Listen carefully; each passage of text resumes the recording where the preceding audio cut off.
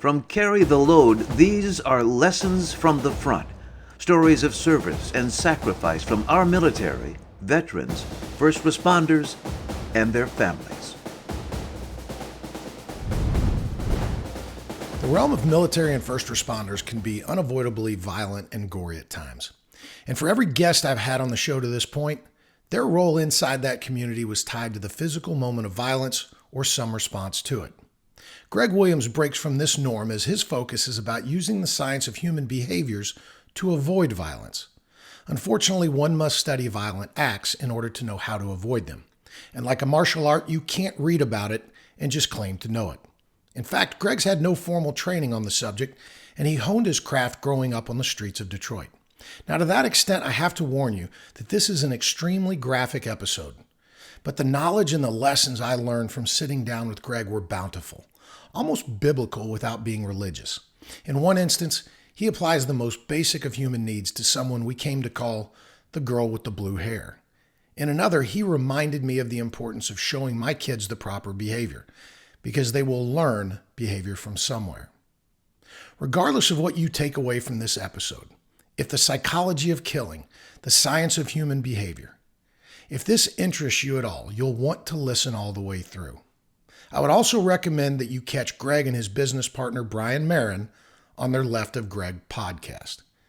As always, if this episode resonates with you at all, I would ask that you share it with just one person, and please subscribe. These are stories that people need to hear for the integrity of our nation.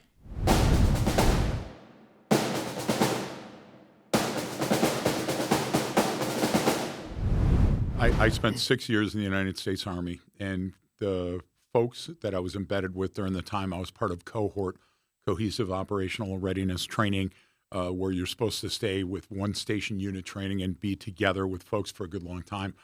And is that an Army operation? Yeah, it was an Army test, let's say, and so that test plus my ASVAB scores and the fact that I had a unique ability of human behavior pattern recognition and analysis since I was a little kid. I came up in the family being able to sense when it was not good to go home, when it was not good to walk up on a car that was slowing down by the curb, when, hey, those cops are probably coming back, we should split. And so the Army picked up on that right away and was able to channel me into some amazing opportunities to meet some very smart people to exploit that skill. So you never had any formal training growing up? Not till this day. So the funny thing about that is like Marty Seligman and Gary Klein and a lot of the other people that are the pioneers in this industry, and I consider myself a pioneer as well because I was doing all the limited objective experiments and I was outside the wire using it, yet I didn't have an academic setting to have a PhD background, right? And what I was sad about is most of the stuff that they were doing ended up on a shelf somewhere, and I was out there doing it saying, yeah, read your book, got it. This is how you do it. In your time in service, and you served in Army, several three-letter agencies inside of the USA, what was let's just say it like this, what was your worst day? I have these, a culmination of experiences between military and my exposure as a copper and my exposure as a hood that a lot revolves around life and death. I've seen a lot of death in my life. And most people would think that one of those experiences, like a shooting or a stabbing or a car wreck that was a fatality or a friend dying, those aren't in my top 10. My top 10 are I'm very hard on me because I think I've got a lot left to give. And so I am my own worst critic. I think many people are. And it's like, you're not doing enough today. Get out there. What are you doing? I was married for 10 years, had 2 kids, and had no idea when my second daughter was born, knew nothing of my wife at that time. So I had a tabula rasa. I had to start over. And again, what did I start accumulating? I got a lot of miles. I got a lot of airline miles. I got a lot of hotel miles. But I'm not real good at the family. So my daughter is a PhD in Auburn University, and my son has 9 jobs, and he's great, and his wife's a doctor. And everybody goes, oh, you got such a wonderful family. I was an absentee landlord my entire career. So they grew up because of Shelley, because of my wife. And I sent checks and gifts and postcards. But I look back on those days. Did I do enough? And I feel sometimes that I fell short. You've seen people die. You've seen people die in horrible ways. And all those things that most people, it's emblazoned in their mind. That's their top, that would certainly be in their top 10. That wasn't even in your top 10. No, sir. Still isn't. And sadly, that's part of PTS as well, because you repress certain memories. But the idea is I have a vivid recall of those memories, and I'm able to turn those into training scenarios and opportunities for a tabletop exercise. And you can't allow your emotional self to attach to those things, because the minute that you do, what happens is now you're in this internal battle, this internal struggle with that. So what I've become, because there's certain things that trigger me now, and I'll just break down and start crying. But there's other parts that embolden me and allow me to go into a room of soldiers, sailors, airmen, Marine, coppers, first responders, and teach them a lesson about something. And I can vividly recall the exact incident, and they go, wow, that's got to be tough. I had to compartmentalize that. I mean, life is tough for everybody. That's a very military mindset. Yes, sir. And I mean, obviously our first responders do the same thing. They compartmentalize that stuff because that's the only way they can go home. Absolutely. But I'd love to hear an example of something like that you witnessed, that you're able to compartmentalize for personal emotional reasons. Right. But then you turned it into, here's how others can benefit from what happened in front of me. So Iraq and Afghanistan are two completely different environments. So early Iraq, and then like 9 months later, Iraq was a different Iraq. And then each time that I would deploy, it was a very different place. So one time we were embedded with the unit, and we went into an area, and it was an area where they were using drills and knives and saws and beheading people and doing it on video. So when I got into the environment, they had it set up in a very specific way with flags and banners and a wheelchair and a floor drain. And it was not unlike being in a butcher shop downtown Detroit, where they're first bringing the animals off the truck, then they shoot them in the head, and they start hanging them and doing the blood. It was a vicious, horrific environment, and the people were fleeing as we were coming into the environment. And I remember at the moment that was happening, that I was the only one in the group that understood what this room was. And so I tried to educate everybody in the room. And it was hard, and it's hard now to think back about that room, but it's become a profound lesson for anybody that comes through that, listen, just because there's a floor drain, just because there's hooks up here, you're not in a butcher shop anymore. This is a different environment, and you got to laser focus right now, or we're all going to die. Those type of things happen to me more than, it's like being a poop magnet. If there's something that's going to happen, it's going to happen right in front of me, and then I'm going to be able to take that and train others. But reconciling what I saw that day and the smells and the feels, I still have that now. It just hit me a minute ago. So very hard, but I thank God for the opportunity to witness that, so I can go tell somebody else what that felt like and what that looked like. So their first experience isn't so shocking that they fail. And that you can become overwhelmed by events and overcome by emotions, and now you're not being your best self. There's time for that, but now is not the time for that.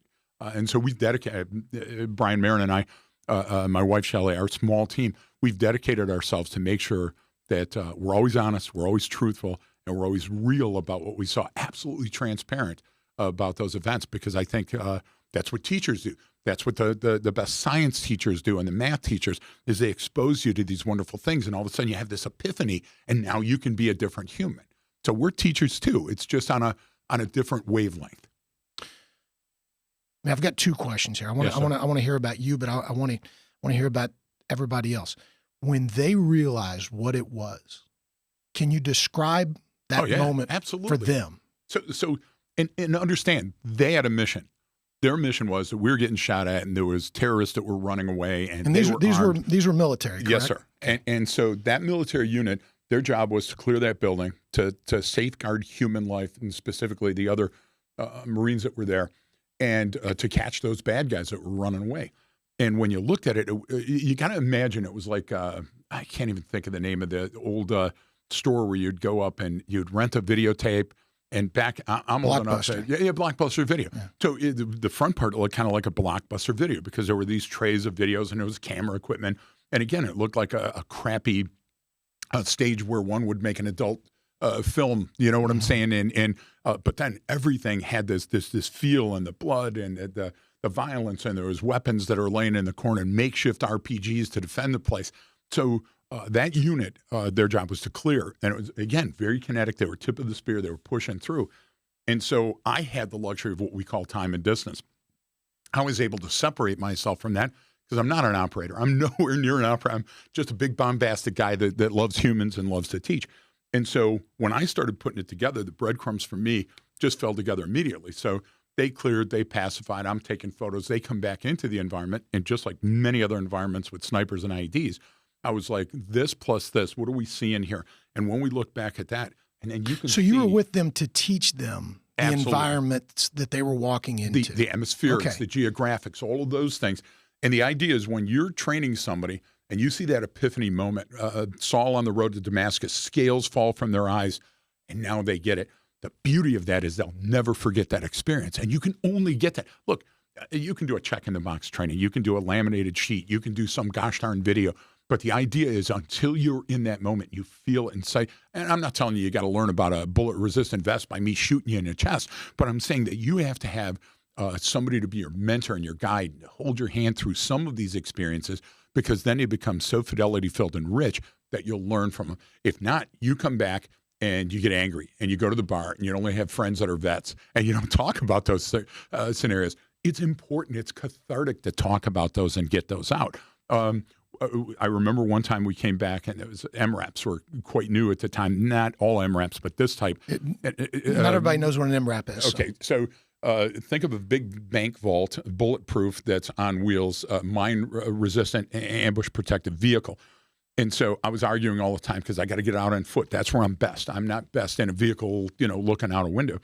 And one time there was an explosion, and then there was a sniper shooting.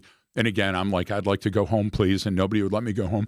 But I remember getting out of the doors, and the doors were like a gosh darn arithmetic puzzle. I could not figure out how to do the two handles on the door, and I needed to get out. So when I got out, there was a gentleman's face that had been removed by the blast that was hanging on the back where this radio tower spring thing is. And I remember taking a photo of that saying, that's going to be something that I can talk about in class. I didn't look at that and say there's a fellow human being that got blown the F up and now parts of them are here. What I did is I looked at that and said, here is a way that I will be able to connect with the class on what it feels like to be in that moment. So I still have problems reconciling that I didn't, I betrayed the emotional trust with a fellow human. But at the same token, those are photos that would never come out of combat. In combat, you have this rule, and they refer to it now as gore porn, G-O-R-E, and they say, oh, you can't show a combatant that was killed, you can't show this, you can't show that. Well, guess what? I worked for a different boss. So my boss sort of allowed those things, and I didn't exploit it. It wasn't exploitative. It was to show the human condition on the ground. So before you ever left the continental United States, you knew what you were getting into. Yeah. Because if you didn't, that's like a big dose of reality all at once. And sometimes it's too severe to reconcile. I remember, when I went through, I think it was at the basic course, we had classes like what you're talking about. Yes, sir. And there was a guy named Dr. Death, I think his name was, Dr. D. Giovanni. You know who I'm talking about? Yes, okay. Actually, I do. Okay. So, and I remember seeing those pictures that you're talking about. And I'm sorry for being so gory here, but I remember seeing a flattened head from an RPG. Yep. From Vietnam. And somebody else saw it and just passed out. And I mean, like literally fell off their chair. And these were just pictures. I remember at the time thinking, that is horrible. But I also remember at the time thinking, this was kind of the mental state that I was in. That's why we do what we do, is to do our best to prevent that from happening. Absolutely. And so when you talk, I don't want to keep going back to the torture, but I'm really curious as to the emotional state of those guys. They're that's what they're there to do, is to kill other people, Yes. our soldiers, our Marines. So let me give you one, if I can. Let me fast forward to Afghanistan to compare. Okay. So we're in Afghanistan, and of course they had bombs, but their bombs were very rudimentary at the beginning. They didn't learn a lot till the terrorists started sharing information from Iraq and saying these work much better. A lot of snipers and a few insider threats. So I was embedded with the U.S. Army sniper unit, and one of their personnel got shot and didn't make it. So we had to carry their gear onto the UH-1D to go to another base. And I remember the young major that was their commander coming up and saying, "Don't come back. We don't need this. If my guys didn't go outside the wire, we wouldn't have taken a loss," which I still to this day take personally. I remember the U.S. Army soldier taking his M4 and he threw it. And he was in such a state of emotional distress that I went to go sit next to him to talk to him. That's me. That's what I do. And he pointed his finger at me as if, had I not been there, had we not been trying out this thing to save a lot of lives, perhaps his buddy would still be alive. So, but you can't do that to a fellow human. Now, you can do that if you're a drunk driver. You know better. You get what I'm saying? If you're playing around with a loaded weapon and somebody gets smoke checked, you know better. But in that situation, it was almost as if, man, if you would have left us alone and we would have stayed inside our fob and we would have, kept our drones up, that this wouldn't have happened. So everybody wants a talisman. They want a cross. They want a thing in their pocket that they rub that makes them feel better in a combat zone. And when you see a highly trained, multidisciplined soldier or Marine break down in combat, after all their training and all their deployments, that'll stick with you the rest of your life. You really have to understand what that feels like.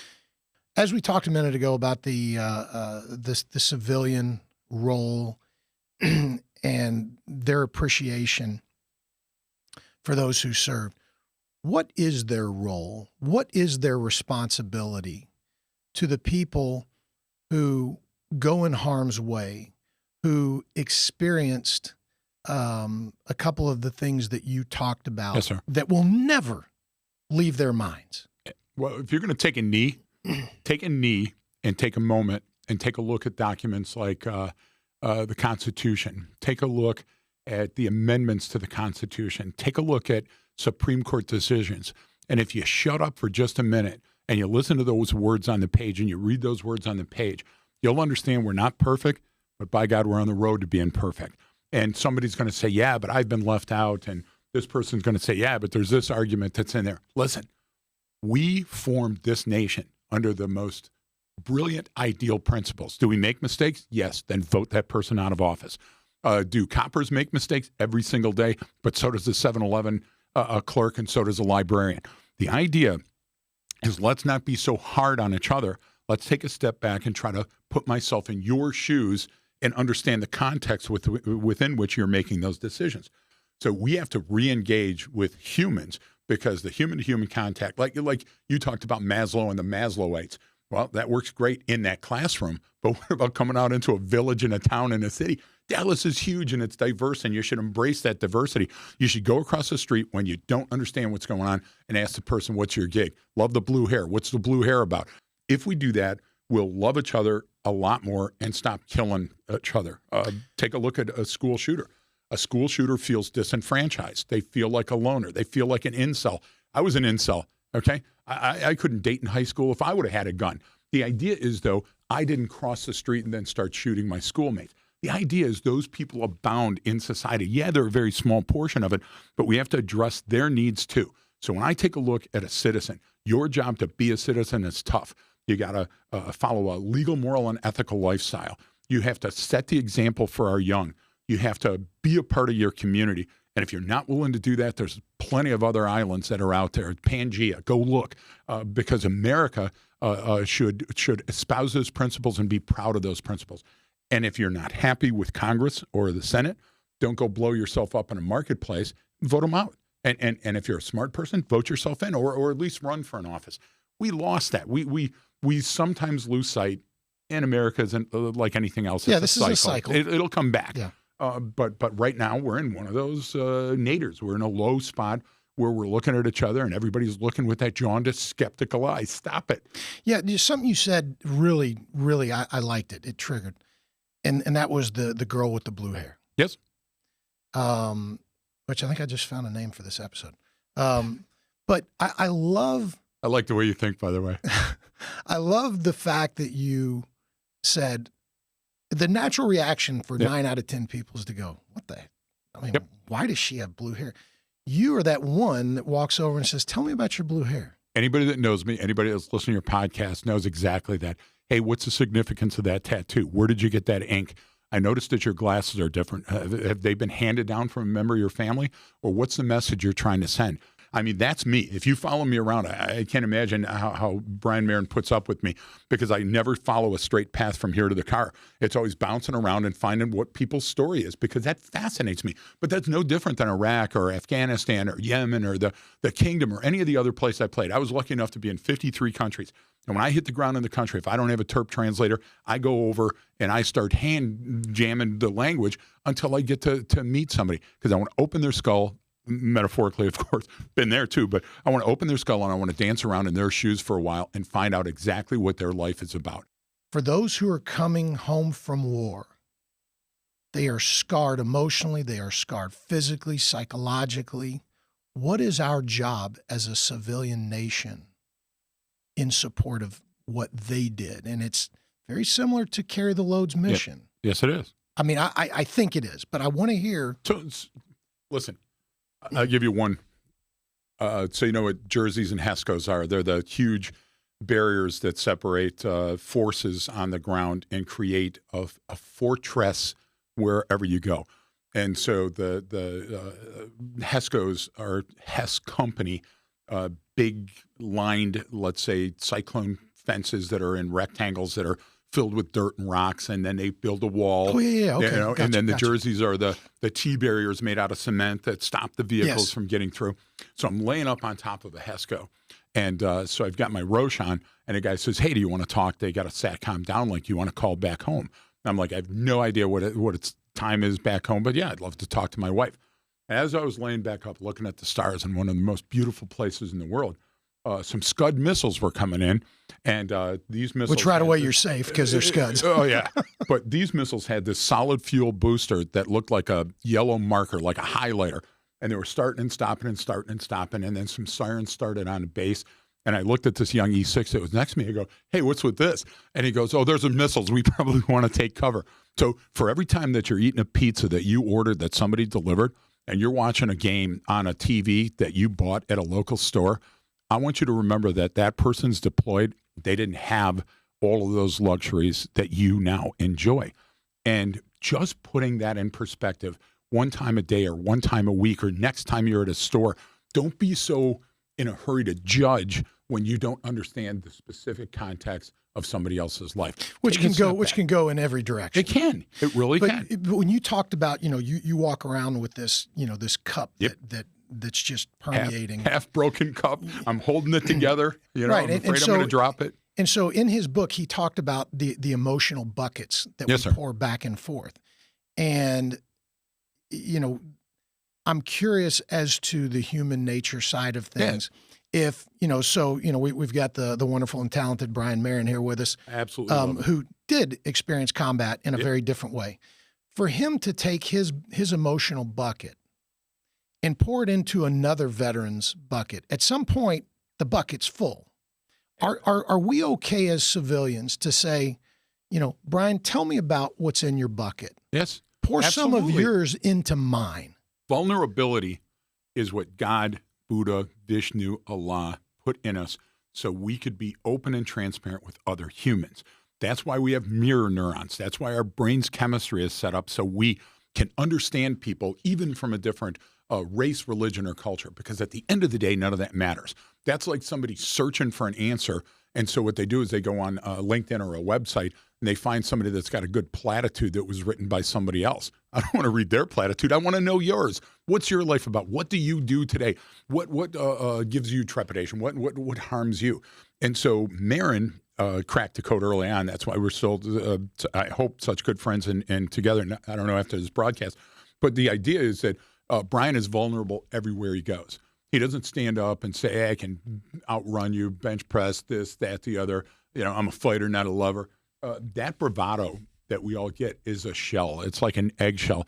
And the problem is that the eggshell is really fragile, even though we think it's very strong. But imagine what you can do once you open that eggshell. How many recipes are there for an egg? They say the chef's hat. All the folds in the chef's hat represent everything that you can do with an egg. And there's 131 recipes or something you can do with an egg. That's humans. Man, humans are the most amazing thing on earth. Every love story, every love song, every bad thing, every good or bad thing in life is made on humans, not on a machine. You don't see an ode to a computer. So the idea is if you don't get off of your high horse and walk across the street and shake somebody's hand and thank them for their service and find out what their story is, a veteran wants to tell you. Most people want their say, not their way. So allow them that opportunity. And if they tell you, go stick it, then there's another person there. That's a good thing about having 100 million people in the borders of where you live, is there's always somebody that's going to want to talk to you. The human condition is so flipping amazing that all you got to do is find. And I'll tell you, if you don't find out, and this is not a threat or a scare tactic, but if you don't find out about your neighbor, one day your neighbor is going to burn down their house and show up at work and kill all their coworkers. And people are going to go, wow, I never expected that. Yeah, because you didn't know him. You didn't know her. You didn't know that kid. Because you didn't take the time to ask them about how were you so busy? Because we all like to talk about ourselves in sir. some form or fashion. Now that even the most humble people, I think, still like to, and that's a relatedness issue. And I mean, that's Absolutely. that tribal issue. And so just, I again, the girl with the blue hair, and I don't know if she's real, but she is in my mind now. Yep. So we had a guy, I can't remember the actor's name, but there was an actor that was on the beach when we were training at 3rd Marine Hawaii. And before the embed, we saw him. And so Shelly and I walked over to talk to him, and there was a guy behind him that came up and said, hey, I will get any tattoo on my body as long as you pay for it. Doesn't matter what it is. And he showed us all the different tattoos that he had. What he was exposing was the fact that he didn't have another opening line. That was his.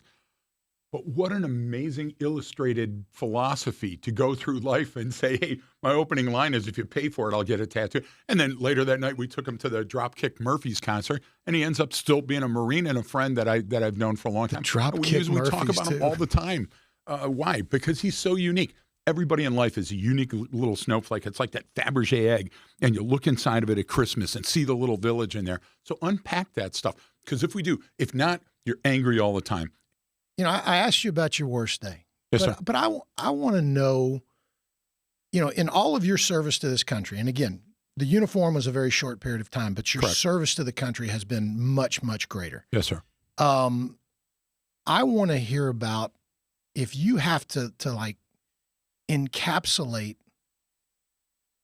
the reward that you personally feel, the good that you feel like you've done, if you could encapsulate that in one day, in one instance, could you do that? Absolutely not. I mean, do the best job you can to come up with that one story, that one day where you go, wow, I'm onto something here. We're making a difference. We had, and sadly, it's going to be a homicide scene. We had a situation where on midnights, Shelly and I met to do a window drop. She's a copper, the best copper I ever met, best human behavior profiler. And it was either I'm going to marry her or kill her. So Shelly was a cop. Shelly was a copper, and she was a copper on the streets in the absolute worst district during the worst time to be a cop back then. And we met, and there was a homicide. There was a female that had been brutalized and left on the ground. And I remember that working with her, the best human behavior profiler, and working with the team, we were able to bring the 3 people that did that to justice before the sun set. So before the sun rose, we found the body, and before the sun set, we were able to bring those miscreants to the jail cell. And something like that feels really good, because a lot of people go through their entire life, and the high point of their life is that they won the best pie at the bake sale. And God bless you. That's absolutely wonderful. But being able to save a life when your destiny was to take a bunch of lives, being hired to target humans, and now being able to teach how to find the commonality in humans so you can break down barriers. That's it. I mean, I got the best life in the world. You never have to ask me about motivated. You never have to ask me to show up early for something. I have the most amazing life, and I get to meet incredible people all day. So that would be mine. Being able to solve a big, tough problem just makes my day. Take me through that. So, I mean, what happens in a day like that? You get a phone call. No. Sometimes you come upon it. So it's not unlike going to Iraq and saying, okay, we need to draw this bomb maker out. So what we're going to do is we're going to take that shoebox, and we're going to put it on that telephone pole, and we're going to duct tape it so it looks like a camera. And we're going to see who comes out to try to destroy the camera. Then we're going to round one of those folks up and go, hey, where is the house that you go to where you buy the ammo? And then set up on that place and do some surveillance. And then that leads you to, hey, where did you get that command wire? And that looks a lot like this. And so, there was one that was along the Tigris and Euphrates where they were using fly fishing gear from Orvis for a low metallic signature pressure plate. I love that one too, because I get to dig in. Okay, who's ordering from Orvis? Well, what phone call and where do you think that came from? To me, the rich tapestry of life is solving. I don't know how to do Sudoku. I can't add. I'm from Detroit. But when it comes to putting like a puzzle together, man, I'm puzzle king. So those, to me, those little pieces, and I don't do the old puzzle, like my Uncle Paul used to sand off the edges so they would fit to make them fit. That's not me. I don't take any shortcuts. And never been stumped. Love that I'm not stumped. And it's okay to operate in an environment where there's danger. There's nothing wrong with that. Look, everybody in our life, a person that works at Baskin Robbins is in some sort of anxiety and stress.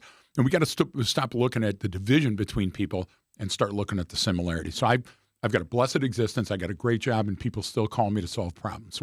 What else could I ask for? Well, and I'm not going to let you off the hook that easy, because I want to know about that day, because people like to hear a good story. Okay.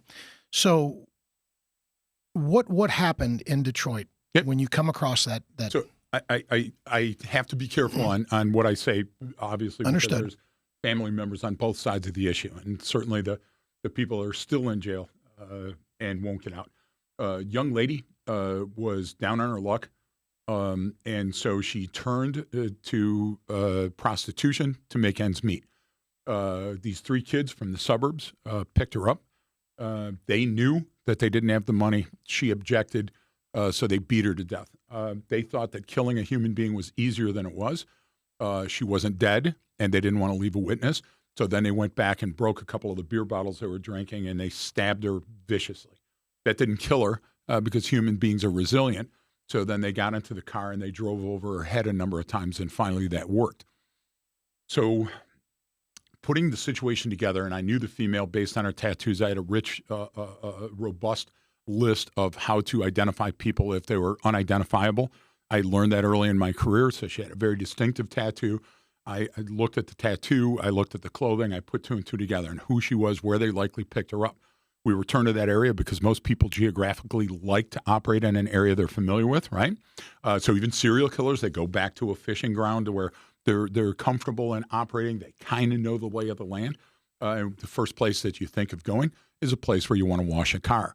So here, before the sun comes up, are these guys on the high-pressure hoses trying to clean out the teeth and the brain matter and things that were in the undercarriage of the car.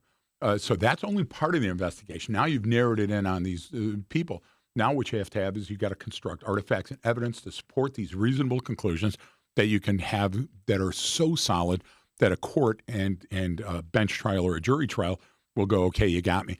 Then you try to break people down by psychological manipulation to get them to confess. Nobody wants to confess. But my history is if you're honest with them and open with them and say, hey, people want your story, they'll tell you. So now you've got the individuals, you got to talk to them, you got to separate them. And then everybody says, oh, I'm not going to talk. And the minute you get them in the interview room, they go, it was Billy and Tommy. And they start telling you everything. And then you got to go do the notification for the family. And then you got to understand a caper like that, even though it was great because within 12 hours, we've got it solved. It's going to take 2 years to bring those folks to justice, a series of hearings and evidentiary challenges and all those other things. So nothing is solved in an hour like it is on television. This ain't NCIS, Well, and the family of the deceased. Oh, it's so hard. I mean, it's hard for me to talk about it now because I know that you're a very popular show, and if somebody hits that one and remembers that, I could tell you one that I came in on the homicide scene, and the woman was beheaded, and the kids were sitting there watching cartoons, having breakfast, and they were blood-stained kids because they all went up to hug mom. Those things will stick with you the rest of your life. And I know her name. That was 40 years ago, and I could tell your name and the name of her kids right now. And I'm not going to do that, but you get what I mean? I mean, that rewires the schism in your brain will last the rest of life. And when people ask about PTS, I get it. Been there. I totally get it. And I think that's sometimes why vets allow me into their private club, because they know I hope they know I'm not a poser. So I'm going to ask you a very philosophical question. Are people inherently evil, and we just go to a societal fallback of we want to be good and society won't let us be evil all the time? Right. Or is it the other way around? So my brother Brian could make Legos and put Legos together to be the space station and the orbiter and the Sputnik and all that other stuff. My brother Jeff would eat the Legos, and I would put things together that all looked like guns or knives or swords. I think we manifested through Legos what our inner turmoil was, right? And Jeff's going to hate me, but that's the truth. So the idea is that no human is born evil. What happens is people take shortcuts in life. And some people want immediate gratification for all of their senses. And once you allow the electrochemical, neurochemical reaction in your brain to allow the fact, like Jeffrey Dahmer tasted human flesh, you can't unring that bell. Do you get what I'm saying? Nobody's going to go to church and apologize for that and say, save me. What happens is there's always a path. And so when you're taking a look at that path and you stay on the path of good, even shoplifting, which you can come back from, and then smoking when you're a teenager, those are all the challenges. God loves giving you challenges in your life. And what happens is you have to either embrace that and learn from it, or that scar tissue is going to build up, and after a while it becomes easier being a bad guy. It's easy. Nobody's going to want to listen to this next part, but I'll tell you right now, it's easy being a crackhead, okay? Because you know what you do? You go from smoking the glass to smoking the glass over and over. And everything about your life comes down to that. Well, I'm going to steal mom's TV. Well, mom won't let me in the house anymore, so I'm going to steal those hubcaps. Well, that's not going to happen. And people are saying, oh, yes, it's an addiction. Yeah, but it's an addiction you walked into freely. Nobody forced you and held you down and did that to you. So if you don't learn early on that you have to get out of that cycle will own you. And I see people that are owned by that every day. Dallas is no different. You see poor people that are on the street, and you wonder, how did they get there? Well, don't just drive by every day and ask that. Pull over one time and find out how they got there. And if they want to get out, give them a hand up. Don't give them a handout. Stop giving handouts, but give them a hand up. And if that person wants to be redeemed, then they will be. But evil, pure evil, comes from a person being left alone to their own devices too long without a neighbor checking on them, and they find out it's easy to be evil. I think it's just the world according to Greg. I'm wrong as much as I'm right, I'm sure. No, I don't know that there is a right and a wrong to this, because how do you prove something like that? I mean, I asked a similar question of somebody, and their answer was, that it's kind of like water. Water's going to find the easiest way. Absolutely agree. And I love that metaphor, and that's why sometimes I think people do bad things, because that, as you pointed out, that's easier than doing the right thing. Yeah. Well, listen, misbehavior is behavior nonetheless. And if that forces you to pay attention to me, if that's the legacy I want, then I'm willing to go down there. And that's the problem, is some people are willing to go down that. So, there were people, soldiers, sailors, airmen, and Marine in combat zones that did unspeakable horrors. Why? Because they had a clean slate. Nobody knew that they were going to be there, and they didn't have, remember the old angel and devil on the shoulder? Oh, yeah. They tell you to straighten up. I do that all the time. And I'm always thinking about that. And I'm, no, don't do it. And then, oh, yes, nobody will know that you're doing it. Everybody knows. And you have to go through life being kind and being smart and being happy and continuously educating yourself and being open to your fellow human. You have to. So the story you told a little bit ago, that was, you found the positive in that day. Someone's life was taken, other people's, though, they were not allowed to get away with it. Yes. What for those who thank God will never have to come across something like that. You also talked about, a son and a daughter, and maybe you're on the path to grandkids too. Yes, sir. What is the lesson that you take from something like that and impart to those who are fortunate enough to never have to see something like that? That's a great thing. And yes, I have grandkids and they're in their 20s. That's how old I am. I'm old enough to know better. You look good. Yeah, thank you. I really do, actually. I have a mirror. I know. No, the thing is that when I take a look at my kids and other people's kids and obviously Brian's kids, and my thing is everybody thinks, the kids are the future. Yeah, they are. So everybody says, well, you don't want to share certain things with kids until they get to a certain age. They have to understand what their role in life is. And you got to mentor them. You got to show them what right looks like every day. Because if you don't, they're going to learn it somewhere else. And if they learn it somewhere else, like I did growing up on the streets, I mean, I think back to 50 years ago and the choices that I made. And I could be in DeHoco, Detroit House of Corrections today, looking out, going, yeah, you don't understand me. But I'm not. I'm here with you having this incredible conversation in beautiful cold, by the way, Dallas, on a clear, crisp morning.